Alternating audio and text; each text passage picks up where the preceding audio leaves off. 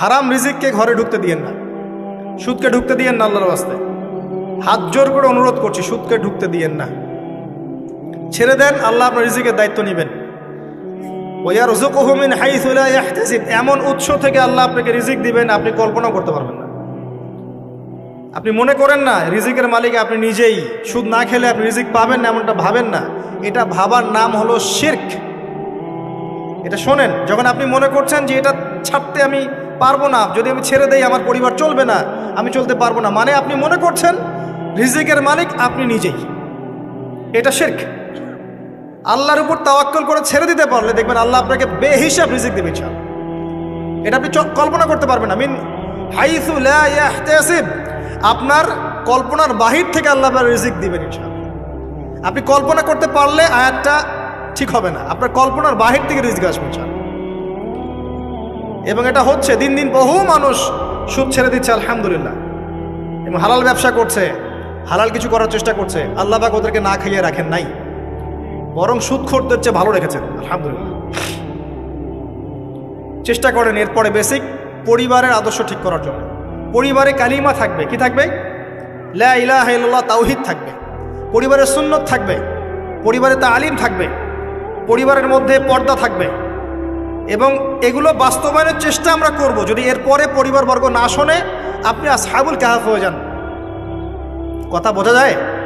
যদি বলতে বলতে বুঝাতে বুঝাতে দাওয়াত দিতে দিতে আপনি ক্লান্ত হয়ে যান, কিছুতেই মানুষ আপনার পরিবারবর্গ কথা না শোনে, সেপারেট পরিবার গঠন করে, আলাদা পরিবার করেন, একা থাকেন, সুসম্পর্ক বজায় রাখেন, যার যার হক তাকে তাকে দিয়ে দেন, কিন্তু আপনি আলাদা পরিবার গঠন করেন, নিজে একা থাকেন।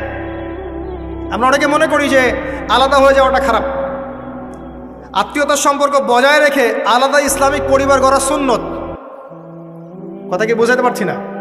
আত্মীয়তার সম্পর্ক বজায় থাকবে, যার যার হক তাকে তাকে আপনি দিবেন, দিয়ে আপনি স্বতন্ত্র আদর্শ ইসলামিক পরিবার গড়বেন, এটা সুন্নত।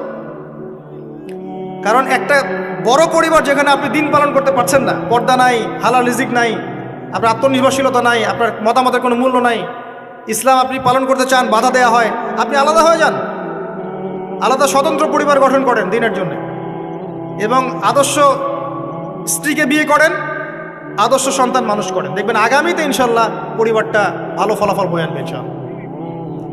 কিছু করার নাই, ইসলামের জন্য আমাকে স্বার্থপর হতে হবে। ইসলামের জন্য স্বার্থপরতার সুযোগ আছে।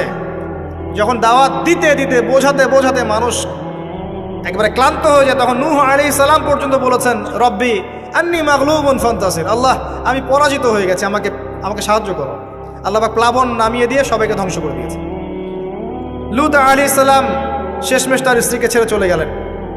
নূহ আলাইহিস সালাম তার সন্তানকে রেখে চলে গেলেন। মুহাম্মদ সাল্লাল্লাহু আলাইহি ওয়াসাল্লাম তার চাচাদেরকে রেখেই চলে গেলেন, মদিনায় হিজরত করলেন। চাচার ইসলাম কবুল করলো না। আবু লাহাব করেছে? করে নাই। ইভেন আবু তালেব, যিনি দীর্ঘদিন নবী সাল্লাল্লাহু আলাইহি ওয়াসাল্লামকে সাপোর্ট দিয়েছেন, সর্বশেষে গিয়ে কালিমা পড়তে বলেছেন নবী সাল্লাল্লাহু আলাইহি ওয়াসাল্লাম, তিনি কালিমা পড়েন নাই, বলেছেন আমি আব্দুল মুত্তালিবের ধর্মের উপরেই থাকলাম। কি হলো তাহলে? ইচ্ছা করে কাউকে হেদায়েত দেয়া যায়? আল্লাহর পক্ষ থেকে হেদায়েত আসে। আসহাবুল কাহফ সমাজে টিকতে পারলেন না, গুহায় চলে গেলেন। আল্লাহ পাক 309 বছর ঘুম পাড়িয়ে রাখলেন, আবার জীবিত করলেন। তারা কি জান্নাতি নন? ইব্রাহিম আলাইহিস সালাম বাবাকে এত নসিহত করলেন, বাবা বলল বের হ বাসা থেকে, নাহলে মাথা ফাটিয়ে দেবো রজম করে। উনি চলে গেলেন, সাথে একজন তার স্ত্রী সারা আলাইহিস সালাম, তাকে নিয়ে চলে গেলেন প্যালেস্টাইন। প্যালেস্টাইনের নাম শুনেছেন? কোথায়? শেষ জামানার সবচেয়ে ইম্পর্টেন্ট জায়গা প্যালেস্টাইন। মনে রাখবেন, শেষ জামানায় যত কিছু ঘটছে এর কেন্দ্র হচ্ছে ফিলিস্তিন এবং জেরুজালেম। ওই জায়গাটার জন্য এত কিছু, বিশ্বে যা কিছু দেখছেন ওই জায়গার জন্য এত কিছু। কিছু মানুষ চায় ওখান থেকে বিশ্ব শাসন করতে, এবং তারা সেটা করবেও, কিন্তু একটা সাময়িক সময়ের জন্য। তারপরে ইনশাআল্লাহ তাআলা মুসলিমরা ওদের গর্দান উড়িয়ে দিবে ইনশাআল্লাহ। এবং ঈসা আলাইহিস সালাম সেখান থেকে ইসলামী খেলাফা আবারও বাস্তবায়ন করবেন ইনশাআল্লাহ তাআলা। আসেন এই বেসিক কাজগুলো করেন প্রিয় ভাইরা। আর আল্লাহ পাক আমাদেরকে কিছু প্রতিভা দিয়েছেন, কাউকে জান, কাউকে মাল, কাউকে লিখার ক্ষমতা, কাউকে বলার ক্ষমতা। আল্লাহ পাক যাকে যে প্রতিভা দিয়েছেন, এই প্রতিভাটাকে আপনি দিনের কল্যাণে ব্যয় করেন। যদি একটা মসজিদ করতে পারেন করেন, একটা মাদ্রাসা করতে পারেন করেন, একটা শিক্ষা প্রজেক্ট করতে পারেন, করেন। একটা ইসলামিক এনজিও করতে চান, করেন। এতিমদের দায়িত্ব নেন, কোনো প্রজেক্ট করেন। মানবতার সেবামূলক কোনো কাজ করেন। পলিটিক্সে থেকে ভালো কিছু করতে চান, করেন। পলিটিক্সে থেকে যদি ভালো কিছু করতে পারেন সেটাও করেন। মানে আপনি যেখানে আছেন সেখান থেকে দিনের জন্য কিছু করেন, পারবেন না? একজন মানুষ ধরেন একটা এলাকার রাজনৈতিক নেতা, তার পক্ষে কি পসিবল না ইসলামের জন্য কাজ করা, মানুষের ভালো করা? সম্ভব না? পসিবল, এবং অনেক ক্ষেত্রে আমার চেয়ে বেশি পসিবল। একজন আলেম, তার জন্য কি এইসব মঞ্চে বসে দিনের কথা বলা সম্ভব না? মানুষকে দিনের পথে ডাকা সম্ভব না? একজন মসজিদের মুতাওয়াল্লি, তার জন্য কি মসজিদটা আবাদ করা সম্ভব না? একটা মাদ্রাসার প্রতিষ্ঠাতা, তার জন্য কি মাদ্রাসা আবাদ করা সম্ভব না? আমাদের প্রত্যেককে আল্লাহ বা কিছু না কিছু সুযোগ দিয়েছেন। ওগুলোকে ফাইন্ড আউট করে আল্লাহর ওয়াস্তে যে কয়দিন বেঁচে থাকবো, দিনের জন্য কিছু করে কবরও যাই, ইনশাল্লাহ জান্নাত পাওয়া যাবে। এগুলো বাস্তব কথা, প্র্যাকটিক্যাল কথা। আর একটা কথা মনে রাখবেন, আল্লাহ পাক বলেছেন নাসুল্লাহ ফানাসিয়াহুম, যারা আল্লাহকে ভুলে যাবে আল্লাহ ওদেরকে ভুলে যাবেন। যারা আল্লাহকে ভুলে যায় আল্লাহ তাদেরকে ভুলে যান। ইন্নাল্লাহা লা ইউগাইয়িরু মা বিকওমিন হাত্তা ইউগাইয়িরু মা বিআনফুসিহিম। একটা কওম যতক্ষণ তার অবস্থা পরিবর্তনের চেষ্টা করে না, আল্লাহ পাক ওই কওমের অবস্থা পরিবর্তন করেন না। ইন তানসুরুল্লাহ ইয়ানসুরকুম ওয়া ইউসাব্বিত আকদামাকুম, তোমরা যদি আল্লাহর দ্বীনকে সাহায্য করো তবেই আল্লাহ তোমাদেরকে সাহায্য করবে, তোমাদের পদযুগল দৃঢ় রাখবে। আমি আবার বলছি, শোনেন, তোমরা যদি আল্লাহর দ্বীনকে সাহায্য করো তবেই আল্লাহ তোমাদেরকে সাহায্য করবে। এমনি এমনি সাহায্য আসবে না, আসবে না, কখনোই না।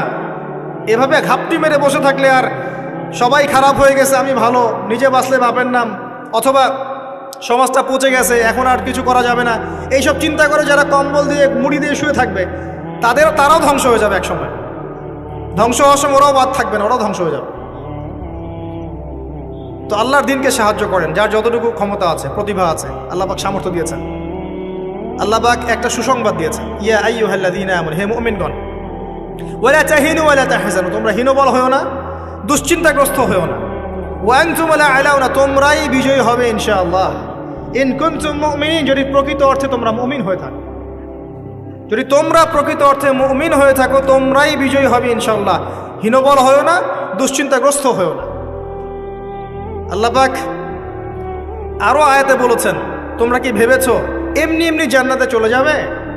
যতক্ষণ না আল্লাহ পাক তোমাদেরকে পরীক্ষা করছেন, যতক্ষণ না আল্লাহ পাক দেখে নিচ্ছেন কে তোমাদের মধ্যে সবর করনেওয়ালা আর প্রচেষ্টা চালানেওয়ালা, তোমরা কি ভেবেছো এমনি এমনি জান্নাতে চলে যাবে? সো এগুলো হচ্ছে বাস্তব কথা। এবার আসেন, এখন আমরা যে পরিস্থিতির মধ্যে আছি, এখান থেকে পুরোপুরি উত্তরণ সম্ভব না, ফুল স্টপ। যা দেখছেন ফিতনা ফাসাদ, যা দেখছেন ব্যক্তিগত জীবনে, পারিবারিক জীবনে, সোশ্যালি, ইকোনমিক্যালি, জিওপলিটিক্যালি, এই ফিতনা ফাসাদগুলো থেকে পুরোপুরি রিকভার করা এখন সম্ভব না। এবং এটা আইএমএ জাহিলিয়াতের সেই জাহিলিয়াতগুলোকে হার মানাচ্ছে দিন দিন। এখানে নবী সাল্লাল্লাহু আলাইহি ওয়াসাল্লামের সিরাত বা জীবনী, এটা ঘেটে দেখবেন তিনি কিভাবে সমাজ সংস্কার করেছেন, ওটাই পথ পদ্ধতি, এর বাইরে কোনো পথ নাই। আর একটা দিন যাবে আর আপনার কাছে মনে হবে গতকালটা আজকের দিনের চেয়ে ভালো ছিল। যত দিন যাবে আলামাতুস সাআহ, আখিরুজ জামানের সাইনগুলো আরো প্রকাশিত হতে থাকবে। মানুষ মারা যাবে, মানুষ বেশি বেশি মরবে, মহামারীতে হোক, হত্যাকাণ্ডে হোক, যুদ্ধে হোক, মানুষ মরবে বেশি বেশি সামনে। উলামায়ে কেরামের সংখ্যা কমতে থাকবে, জাহেলদের সংখ্যা বাড়বে। যত দিন যাবে আল্লাহর প্রাকৃতিক গজবগুলো বাড়বে, ভূমিকম্প বলেন, মহামারী বলেন, জলোচ্ছ্বাস বলেন, ভূমিধস বলেন, আকৃতি পরিবর্তন বলেন, এগুলো বাড়বে। যতদিন যাবে হালাল রিজিক সংকীর্ণ হবে, জিনা বাড়বে, মাদক বাড়বে, মানুষ জিনা করবে হালাল মনে করে, মাদক খাবে হালাল মনে করে। যতদিন যাবে মেয়েদের সংখ্যা বাড়বে, পুরুষরা কমতে থাকবে, এবং ছেলেরা মেয়ের পোশাক পরে ঘুরবে, মেয়েরা ছেলের পোশাক পরে ঘুরবে। যতদিন যাবে ফাংশনাল জায়গাগুলোতে মেয়েরা চলে আসবে, ছেলেরা পিছিয়ে পড়বে। যতদিন যাবে যুদ্ধ বিগ্রহ বাড়বে, এবং সামনের যুদ্ধগুলো প্রথম ওয়ার্ল্ড ওয়ার, সেকেন্ড ওয়ার্ল্ড ওয়ারকে হার মানাবে। ওগুলো কিছুই নেই সামনে, ম্যাসাকার হয়ে যাবে পৃথিবী, ম্যাসাকার। একটা কান্ট্রি,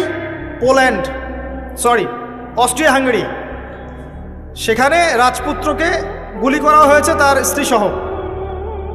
এই ইস্যুটাকে কেন্দ্র করে সে তার পার্শ্ববর্তী দেশটাকে আক্রমণ করলো 2 সপ্তাহ পরে। এখন পার্শ্ববর্তী দেশের বন্ধু রাষ্ট্র ছিল রাশিয়া।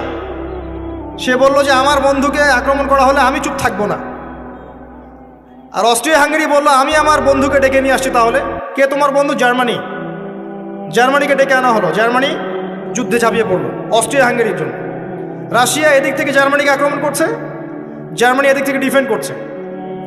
এদিকে অস্ট্রিয়া হাঙ্গেরি তার প্রতিবেশীকে আক্রমণ করছে। এবার ফ্রান্স বলল যে রাশিয়া আমার বন্ধু, আমি জার্মানিকে ছাড়বো না। তখন ফ্রান্স যুদ্ধে ঝাঁপ দিল, সে জার্মানির এগেন্স্টে যুদ্ধ করলো। ম্যাসাকার অবস্থা, এমন যুদ্ধ যে একদিনে 17,000 মানুষ মারা গেছে। কয়েক ঘন্টার মধ্যে 17,000 মানুষ শেষ, এমন হয়েছে। এবং পানি পথে, আকাশ পথে, সব পথেই হয়েছে। এবার ব্রিটেন বলছে, ব্রিটেন যে ফ্রান্স আমার বন্ধু, আমিও চুপ থাকবো না, সেও যুদ্ধে চলে আসলো। কি ইস্যুটা ছিল?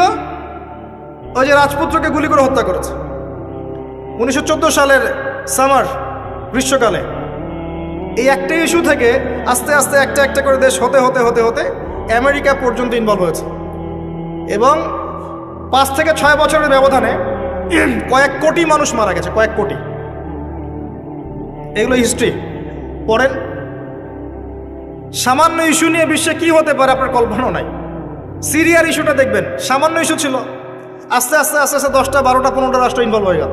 মানুষ মরে শেষ, রেফিউজি, ম্যাসাকার অবস্থা। বিশ্ব এদিকে যাচ্ছে আস্তে আস্তে। চিরদিন এমন অবস্থা থাকবে না। নিজের আখের গোছান, নিজের আকীদা ঠিক করেন, আমল ঠিক করেন, পরকালের প্রস্তুতি নেন, হিসেব কিতাব চুকিয়ে দেন, হালাল খান, পরিবার গঠন করেন, পর্দা কায়েম করেন, দিনের জন্য কিছু করেন। সময় নাই হাতে আমাদের।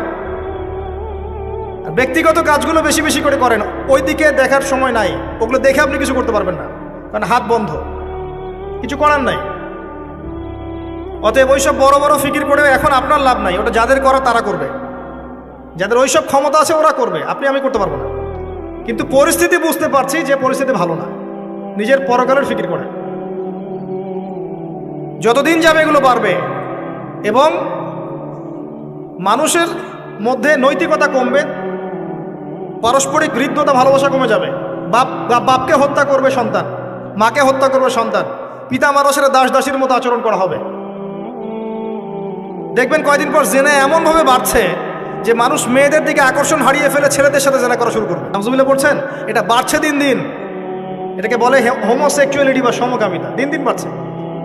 এরপরে দেখবেন বাচ্চাদেরকে ধর্ষণ করা হবে, এটাও দিন দিন বাড়ছে এখন। এরপর মানুষ কি করবে জানেন? গবাদি পশুর সাথে জেনা করবে। দেখে নিয়েন, এই কথাও ফলবে ইনশাল্লাহ। আর ইকোনমিক সেকশনে তো অনেক আগে বলেছিলাম আপনার টাকার মান কমবে, সম্পত্তি লস হবে, দিন দিন দিন দিন এদিকে ওয়ার্ল্ড যাবে। কি করবেন? ওই যে কাজগুলো বলেছি, বেসিক কাজগুলো ঠিক করেন।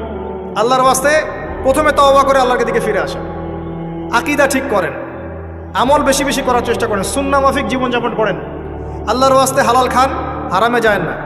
পারিবারিক আদর্শ সুন্দর করার চেষ্টা করেন। যদি কথা না শুনে একক পরিবার গড়ে তোলেন, সন্তান সন্ততিকে মানুষ করেন, আপনার জানমাল যা আছে এটা দিয়ে দিনের কোনো খেদমত করেন, চেষ্টা করেন দিনের কোনো কল্যাণ করার জন্য, যেটাকে নিয়ে আপনি আল্লাহর সামনে দাঁড়াবেন। আল্লাহ, আমি মাজুর ছিলাম, এতটুকু করে তোমার কাছে এসেছি, আমাকে মাফ করে দাও। এর বেশি কিছু আমার বলারও নাই, আসলে আমাদের করারও আছে বলে আমার মনে হয়।